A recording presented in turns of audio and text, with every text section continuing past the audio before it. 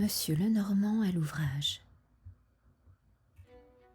Le 31 mai, au matin, tous les journaux rappelaient que Lupin, dans une lettre écrite à Monsieur Lenormand, avait annoncé pour cette date l'évasion de l'huissier Jérôme. Et l'un d'eux résumait fort bien la situation à ce jour. L'affreux carnage du Palace Hotel remonte au 17 avril. Qu'a-t-on découvert depuis ? Rien. On avait 3 indices, l'étui à cigarette, les lettres L et M, le paquet de vêtements oubliés dans le bureau de l'hôtel. Quel profit en a-t-on tiré ? Aucun. On soupçonne, paraît-il, un des voyageurs qui habitait le premier étage et dont la disparition semble suspecte. L'a-t-on retrouvé ? A-t-on établi son identité ? Non. Donc le drame est aussi mystérieux qu'à la première heure, les ténèbres aussi épaisses. Pour compléter ce tableau, on nous assure qu'il y aurait désaccord entre le préfet de police et son subordonné, M. Lenormand, et que celui-ci, moins vigoureusement soutenu par le président du Conseil, aurait virtuellement donné sa démission depuis plusieurs jours. L'affaire Kesselbach serait poursuivie par le sous-chef de la sûreté, M. Weber, l'ennemi personnel de M. Lenormand. Bref, c'est le désordre, l'anarchie. En face, Lupin, c'est-à-dire la méthode, l'énergie, l'esprit de suite. Notre conclusion, elle sera brève. Lupin enlèvera son complice aujourd'hui, 31 mai, ainsi qu'il l'a prédit. Cette conclusion, que l'on retrouvait dans toutes les autres feuilles, était celle également que le public avait adoptée. Et il faut croire que la menace n'avait pas été non plus emportée en haut lieu, car le préfet de police, et en l'absence de M. Lenormand, soi-disant malade, le sous-chef de la sûreté, M. Weber, avait pris les mesures les plus rigoureuses, tant au palais de justice qu'à la prison de la Santé, où se trouvait le prévenu. Par pudeur, on n'osa point suspendre ce jour-là les interrogatoires quotidiens de M. Formerie. Mais de la prison au boulevard du Palais, une véritable mobilisation de forces de police gardait les rues du parcours. Au grand étonnement de tous, le 31 mai se passa et l'évasion annoncée n'eut pas lieu. Il y eut bien quelque chose, un commencement d'exécution qui se traduisit par un embarras de tramways, d'omnibus et de camions au passage de la voiture cellulaire, et le bris inexplicable d'une des roues de cette voiture. Mais la tentative ne se précisa point davantage. C'était donc l'échec. Le public en fut presque déçu, et la police triompha bruyamment. Or, le lendemain, samedi, un bruit incroyable se répandit dans le palais, courut dans les bureaux de rédaction. L'huissier Jérôme avait disparu. Était-ce possible ? Bien que les éditions spéciales confirmassent la nouvelle, on se refusait à l'admettre. Mais à 6 heures, une note publiée par la Dépêche du soir la rendit officielle. Nous recevons la communication suivante signée d'Arsène Lupin. Le timbre spécial qui s'y trouve apposé, conformément à la circulaire que Lupin adressait dernièrement à la presse, nous confirme l'authenticité du document. Monsieur le directeur, veuillez m'excuser auprès du public de n'avoir point tenu ma parole hier. Au dernier moment, je me suis aperçu que le 31 mai tombait un vendredi. Pouvais-je, un vendredi, rendre la liberté à mon ami ? Je n'ai pas cru devoir assumer une telle responsabilité. Je m'excuse aussi de ne point donner ici, avec ma franchise habituelle, des explications sur la façon dont ce petit événement s'est effectué. Mon procédé est tellement ingénieux et tellement simple que je craindrais, en le dévoilant, que tous les malfaiteurs ne s'en inspirassent. Quel étonnement le jour où il me sera permis de parler. C'est tout cela, dira-t-on. Pas davantage, mais il fallait y penser. Je vous prie d'agréer, monsieur le directeur. Signé Arsène Lupin. 1 heure après, monsieur Lenormand recevait un coup de téléphone. Valenglay, le président du conseil, le demandait au ministère de l'Intérieur. « Quelle bonne mine vous avez, mon cher Lenormand, et moi qui vous croyais malade et qui n'osais pas vous déranger. »« Je ne suis pas malade, monsieur le président. »« Alors, cette absence, c'était par bouderie ? Toujours ce mauvais caractère. » Que j'ai mauvais caractère, monsieur le président, je le confesse. Mais que je boude, non. Mais vous restez chez vous, et Lupin en profite pour donner la clé des champs à ses amis. Pouvais-je l'en empêcher? Comment? Mais la ruse de Lupin est grossière. Selon son procédé habituel, il a annoncé la date de l'évasion, tout le monde y a cru, un semblant de tentative a été esquissé, l'évasion ne s'est pas produite, et le lendemain, quand personne n'y pense plus, put, les oiseaux s'envolent. Monsieur le Président, dit gravement le chef de la sûreté, Lupin dispose de moyens tels que nous ne sommes pas en mesure d'empêcher ce qu'il a décidé. L'évasion était certaine, mathématique. J'ai préféré passer la main et laisser le ridicule aux autres. Valanglais ricana. Il est de fait que monsieur le préfet de police, à l'heure actuelle, et que monsieur Weber ne doivent pas se réjouir. Mais enfin, pouvez-vous m'expliquer, le Normand? Tout ce qu'on sait, monsieur le président, c'est que l'évasion s'est produite au palais de justice. Le prévenu a été amené dans une voiture cellulaire et conduit dans le cabinet de monsieur Formery. Mais il n'est pas sorti du palais de justice. Et cependant, on ne sait pas ce qu'il est devenu. C'est ahurissant. Ahurissant. Et l'on n'a fait aucune découverte? Si. Le couloir intérieur qui longe les cabinets d'instruction était encombré d'une foule absolument insolite de prévenus, de gardes, d'avocats, d'huissiers. Et l'on a fait cette découverte que tous ces gens avaient reçu de fausses convocations à comparaître à la même heure.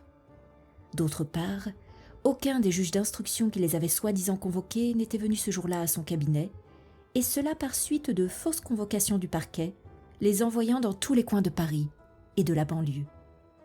C'est tout? Non. On a vu 2 gardes municipaux et un prévenu qui traversaient les cours. Dehors, un fiacre les attendait où ils sont montés tous les 3. Et votre hypothèse, le Normand? Votre opinion? Mon hypothèse, monsieur le président, c'est que les 2 gardes municipaux étaient des complices qui, profitant du désordre du couloir, se sont substitués aux vrais gardes. Et mon opinion, c'est que cette évasion n'a pu réussir que grâce à des circonstances si spéciales, à un ensemble de faits si étranges, que nous devons admettre comme certaines les complicités les plus inadmissibles. Au palais, ailleurs, Lupin a des attaches qui déjouent tous nos calculs. Il en a dans la préfecture de police, il en a autour de moi. C'est une organisation formidable, un service de la sûreté 1000 fois plus habile, plus audacieux, plus divers et plus souple que celui que je dirige. Et vous supportez cela, le Normand? Non. Alors pourquoi votre inertie depuis le début de cette affaire? Qu'avez-vous fait contre Lupin? J'ai préparé la lutte. Ah, parfait. Et pendant que vous vous prépariez, il agissait, lui. Moi aussi. Et vous savez beaucoup de choses? Beaucoup. Quoi? Parlez donc. Monsieur le Normand fit, en s'appuyant sur sa canne, une petite promenade méditative à travers la vaste pièce. Puis il s'assit en face de Valanglais, brossa du bout de ses doigts les parements de sa redingote olive, consolida sur son nez ses lunettes à branches d'argent et lui dit nettement « Monsieur le Président, j'ai dans la main 3 atouts. D'abord, je sais le nom sous lequel se cache actuellement Arsène Lupin, le nom sous lequel il habitait boulevard Haussmann, recevant chaque jour ses collaborateurs, reconstituant et dirigeant sa bande. Mais alors, nom d'un chien, pourquoi ne l'arrêtez-vous pas? Je n'ai eu ces renseignements qu'après coup. Depuis, le prince, appelons-le prince 3 étoiles, a disparu. Il est à l'étranger pour d'autres affaires. Et s'il ne reparaît pas? La situation qu'il occupe, la manière dont il s'est engagé dans l'affaire Kesselbach, exige qu'il reparaisse, et sous le même nom. Néanmoins, Monsieur le Président, j'en arrive à mon second atout. J'ai fini par découvrir Pierre le Duc. Allons donc. Ou plutôt, c'est Lupin qui l'a découvert, et c'est Lupin qui, avant de disparaître, l'a installé dans une petite villa aux environs de Paris. Fichtre! Mais comment avez-vous su? Oh, facilement. Lupin a placé auprès de Pierre le Duc comme surveillant et défenseur 2 de ses complices. Or, ces complices sont des agents à moi, 2 frères que j'emploie en grand secret et qui me le livreront à la première occasion. Bravo, bravo! De sorte que, comme Pierre le Duc est, pourrait-on dire, le point central autour duquel convergent tous les efforts de ceux qui sont en quête du fameux secret Kesselbach, par Pierre le Duc j'aurai un jour ou l'autre, premièrement, l'auteur du triple assassinat, puisque ce misérable s'est substitué à M. Kesselbach dans l'accomplissement d'un projet grandiose et jusqu'ici inconnu, et puisque M. Kesselbach avait besoin de retrouver Pierre le Duc pour l'accomplissement de ce projet. Deuxièmement, j'aurai Arsène Lupin, puisqu'Arsène Lupin poursuit le même but. À merveille, Pierre le Duc est l'appât que vous tendez à l'ennemi. Et le poisson mort, Monsieur le Président. Je viens de recevoir un avis, par lequel on a vu tantôt un individu suspect qui rôdait autour de la petite villa que Pierre le Duc occupe sous la protection de mes 2 agents secrets. Dans 4 heures, je serai sur les lieux. Et le troisième atout, le Normand ? Monsieur le Président, il est arrivé hier à l'adresse de Monsieur Rudolf Kesselbach une lettre que j'ai interceptée. Interceptée ? Vous allez bien. Que j'ai ouverte et que j'ai gardée pour moi. La voici. Elle date de 2 mois. Elle est timbrée du Cap et contient ces mots. Mon bon Rudolf, je serai le 1er juin à Paris, et toujours aussi misérable que quand vous m'avez secouru. Mais j'espère beaucoup dans cette affaire de Pierre le Duc que je vous ai indiquée. Quelle étrange histoire. L'avez-vous retrouvé, lui ? Où en sommes-nous ? J'ai hâte de le savoir. Signé, votre fidèle Steinweg. Le 1er juin, continua Monsieur Lenormand, c'est aujourd'hui. J'ai chargé un de mes inspecteurs de me dénicher ce nommé Steinweg. Je ne doute pas de la réussite. Moi non plus, je n'en doute pas, s'écria Valanglais en se levant.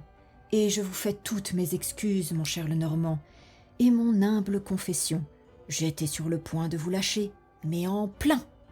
Demain, j'attendais le préfet de police et Monsieur Weber. Je le savais, Monsieur le Président. Pas possible. Sans quoi me serais-je dérangé ? Aujourd'hui, vous voyez mon plan de bataille. D'un côté, je tends des pièges où l'assassin finira par se prendre. Pierre le Duc ou Steinweg me le livreront. De l'autre côté, je rôde autour de Lupin. 2 de ses agents sont à ma solde, et il les croit ses plus dévoués collaborateurs. En outre, il travaille pour moi, puisqu'il poursuit comme moi l'auteur du triple assassinat. Seulement il s'imagine me rouler, et c'est moi qui le roule. Donc, je réussirai, mais à une condition. Laquelle ?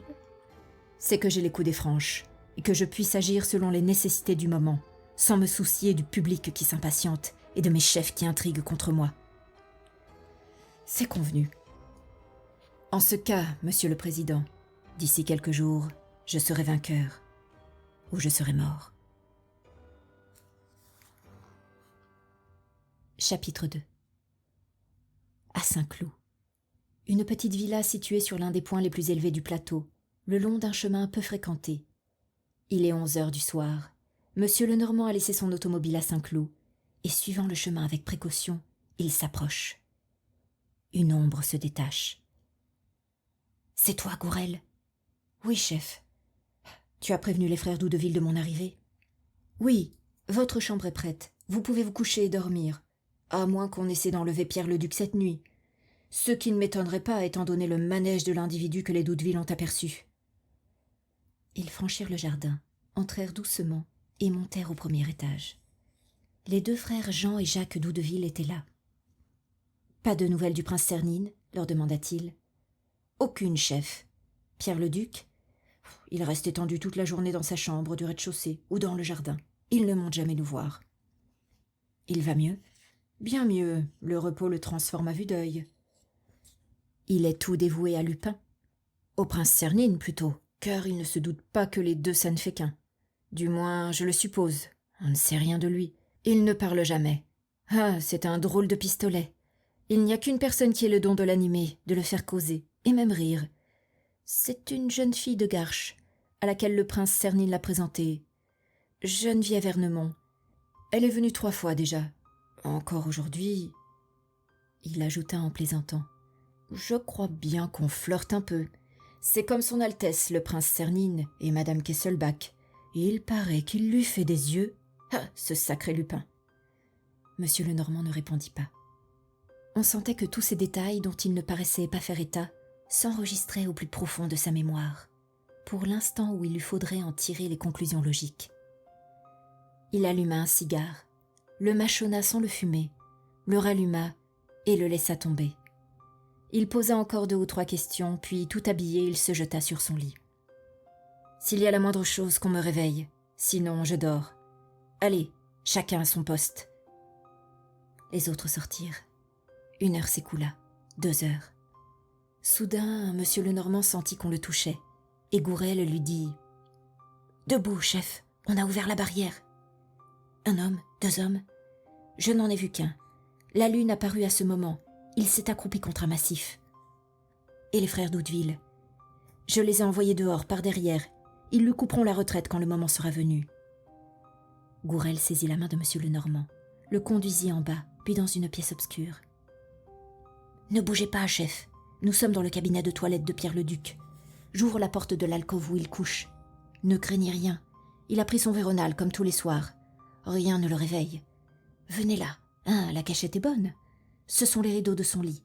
D'ici, vous voyez la fenêtre et tout le côté de la chambre qui va du lit à la fenêtre. » Elle était grande ouverte, cette fenêtre, et une confuse clarté pénétrait, très précise par moments, lorsque la lune écartait le voile des nuages.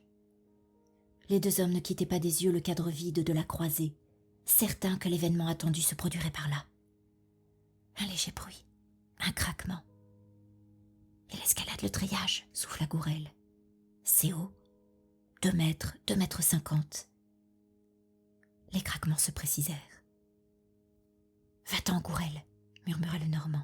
« Rejoins les d'Hauteville, ramène-les au pied du mur et parais la route à quiconque descendra d'ici. » Gourel s'en alla. Au même moment, une tête apparut au ras de la fenêtre, puis une ombre enjamba le balcon. Monsieur Lenormand distingua un homme mince, de taille au-dessous de la moyenne, vêtu de couleur foncée et sans chapeau. L'homme se retourna et, penché au-dessus du balcon, regarda quelques secondes dans le vide, comme pour s'assurer qu'aucun danger ne le menaçait. Puis il se courba et s'étendit sur le parquet. Il semblait immobile. Mais au bout d'un instant, Monsieur Lenormand se rendit compte que la tache noire qu'il formait dans l'obscurité avançait, s'approchait. Elle gagna le lit.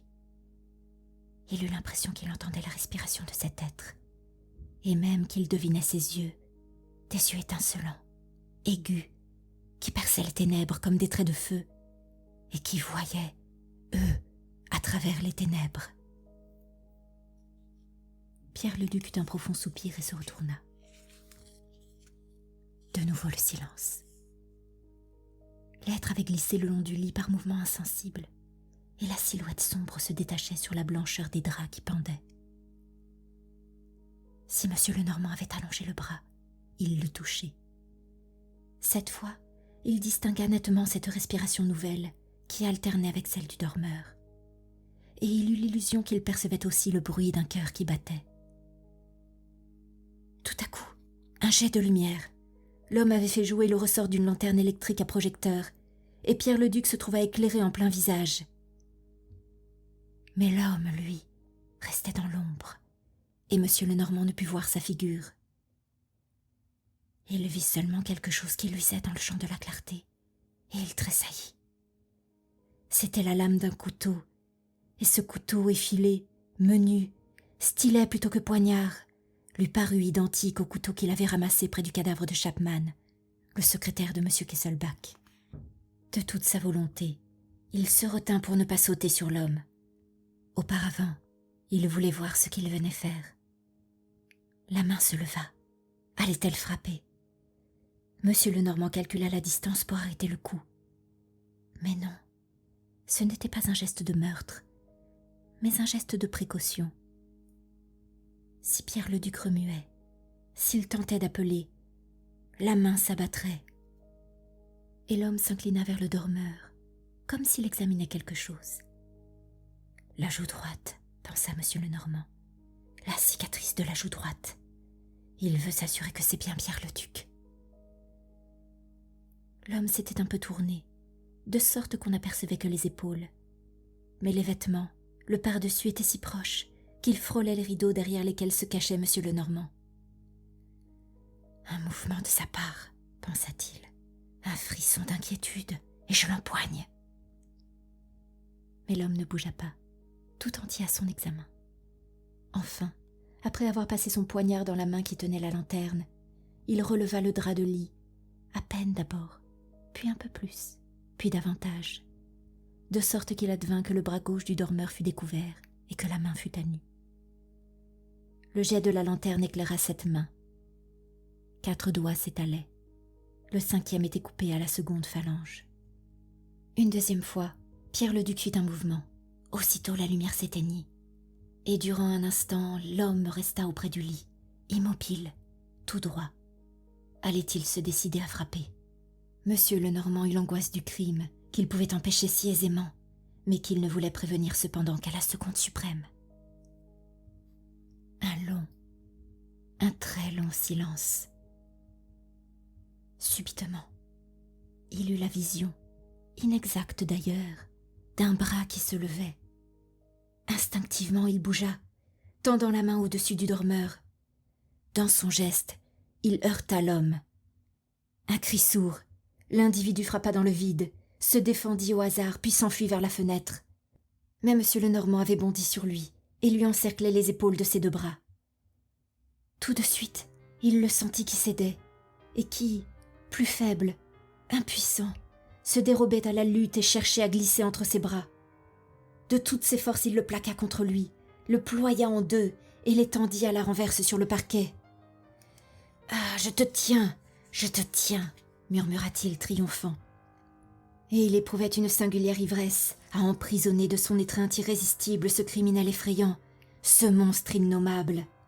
Il se sentait vivre et frémir, rageur et désespéré, leurs 2 existences mêlées, leurs souffles confondus. « Qui es-tu » dit-il. « Qui es-tu ? Il faudra bien parler. » Et il serrait le corps de l'ennemi avec une énergie croissante, car il avait l'impression que ce corps diminuait entre ses bras, qu'il s'évanouissait. Il serra davantage, et davantage. Et soudain, il frissonna des pieds à la tête. Il sentait une toute petite piqûre à la gorge. Exaspéré, il serra encore plus. La douleur augmenta, et il se rendit compte que l'homme avait réussi à tordre son bras, à glisser sa main jusqu'à sa poitrine et à dresser son poignard. Le bras, certes, était immobilisé, mais à mesure que M. Lenormand resserrait le nœud de l'étreinte, la pointe du poignard entrait dans la chair offerte. Il renversa un peu la tête pour échapper à cette pointe. La pointe suivit le mouvement et la plaie s'élargit.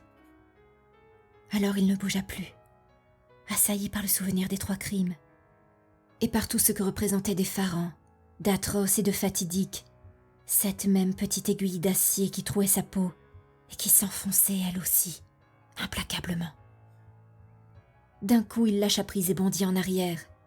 Puis tout de suite, il voulut reprendre l'offensive. Trop tard. L'homme enjambait la fenêtre et sautait. « Attention, Gourel !» cria-t-il, sachant que Gourel était là, prêt à recevoir le fugitif. Il se pencha. Un froissement de galets, une ombre entre 2 arbres, le claquement de la barrière, et pas d'autre bruit. Aucune intervention. Sans se soucier de Pierre-le-Duc, il appela « Gourel, Doudeville !» Aucune réponse. Le grand silence nocturne de la campagne. Malgré lui, il songea encore au triple assassinat, au stylet d'acier. Mais non, c'était impossible. L'homme n'avait pas eu le temps de frapper. Il n'en avait même pas eu besoin, ayant trouvé le chemin libre. À son tour, il sauta, et, faisant jouer le ressort de sa lanterne, il reconnut Gourel qui gisait sur le sol. « Crebleu, jura-t-il, s'il est mort, on me le paiera cher. » Mais Gourel vivait, étourdi seulement, et quelques minutes plus tard, revenant à lui, il grognait. « Un coup de poing, chef, un simple coup de poing en pleine poitrine, mais quel gaillard !» Ils étaient 2 alors. Oui, un petit qui est monté, et puis un autre qui m'a surpris pendant que je veillais. Et les Doudeville, pas vu. On retrouva l'un d'eux, Jacques, près de la barrière, tout sanglant, la mâchoire démolie. L'autre un peu plus loin, suffocant, la poitrine défoncée. « Quoi ? Qu'y a-t-il » demanda M. Lenormand. Jacques raconta que son frère et lui s'étaient heurtés à un individu qui les avait mis hors de combat avant qu'ils n'eussent le temps de se défendre. « Il était seul ?»« Non. Quand il repassait près de nous, il était accompagné d'un camarade, plus petit que lui. « As-tu reconnu celui qui t'a frappé ?»« À la carrure, ça m'a semblé l'Anglais du Palace Hotel, celui qui a quitté l'hôtel et dont nous avons perdu la trace. »« Le major ?»« Oui, le major Parbury. »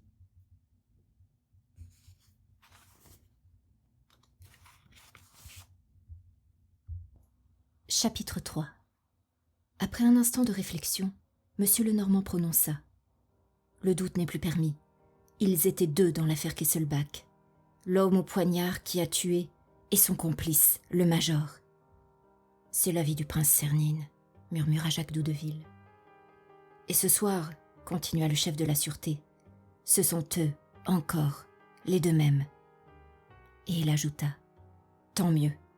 On a 100 fois plus de chances de prendre 2 coupables qu'un seul. » Monsieur Lenormand soigna ses hommes, les fit mettre au lit et chercha si les assaillants n'avaient point perdu quelque objet ou laissé quelques traces.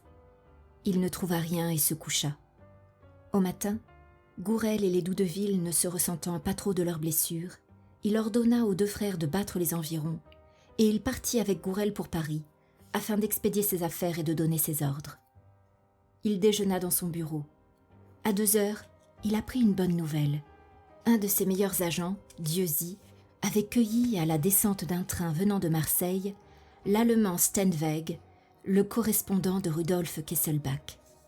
« Dieuzy est là ?» dit-il. « Oui, chef, » répondit Gourel. « Il est là avec l'Allemand. Qu'on me les amène. » À ce moment, il reçut un coup de téléphone.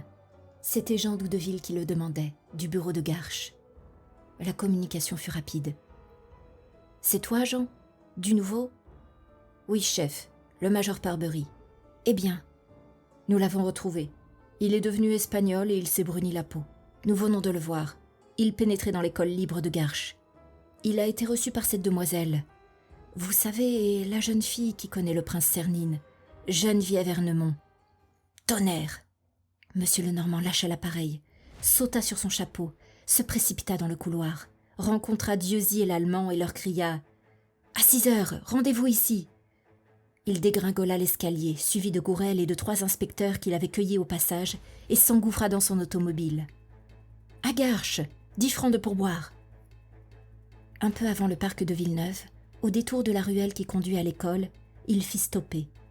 Jean Doudeville qui l'attendait s'écria aussitôt « Le coquin a filé, par l'autre côté de la ruelle, il y a 10 minutes. » Seul ? Non, avec la jeune fille. Monsieur Lenormand poigna Doudeville au collet. « Misérable, tu l'as laissé partir, mais il fallait... » « Mon frère est sur sa piste. Belle avance, il le sèmera, ton frère. Est-ce que vous êtes de force ?» Il prit lui-même la direction de l'auto et s'engagea résolument dans la ruelle, insouciant des ornières et des fourrés. Très vite, ils débouchèrent sur un chemin vicinal qui les conduisit à un carrefour où s'embranchaient 5 routes. Sans hésiter, Monsieur Lenormand choisit la route de gauche, celle de Saint-Cucufa. De fait, au haut de la côte qui descend vers l'étang, ils dépassèrent l'autre frère Doudeville qui leur cria « Ils sont en voiture, à 1 kilomètre !» Le chef n'arrêta pas. Il lança l'auto dans la descente, brûla les virages, contourna l'étang et soudain jeta une exclamation de triomphe. Au sommet d'une petite montée qui se dressait au-devant d'eux, il avait vu la capote d'une voiture. Malheureusement, il s'était engagé sur une mauvaise route. Il dut faire machine en arrière. Quand il fut revenu à l'embranchement, la voiture était encore là, arrêtée. Et tout de suite, pendant qu'il virait, il aperçut une femme qui sautait de la voiture. Un homme apparut sur le marchepied. La femme allongea le bras. 2 détonations retentirent. Elle avait mal visé sans doute, car une tête surgit de l'autre côté de la capote, et l'homme, avisant l'automobile, cingla d'un grand coup de fouet son cheval qui partit au galop. Et aussitôt, un tournant cacha la voiture. En quelques secondes, Monsieur Lenormand acheva la manœuvre, piqua droit sur la montée, dépassa la jeune fille sans s'arrêter, et hardiment tourna. C'était un chemin forestier qui descendait, abrupt et rocailleux entre des bois épais, et qu'on ne pouvait suivre que très lentement, avec les plus grandes précautions. Mais qu'importait ?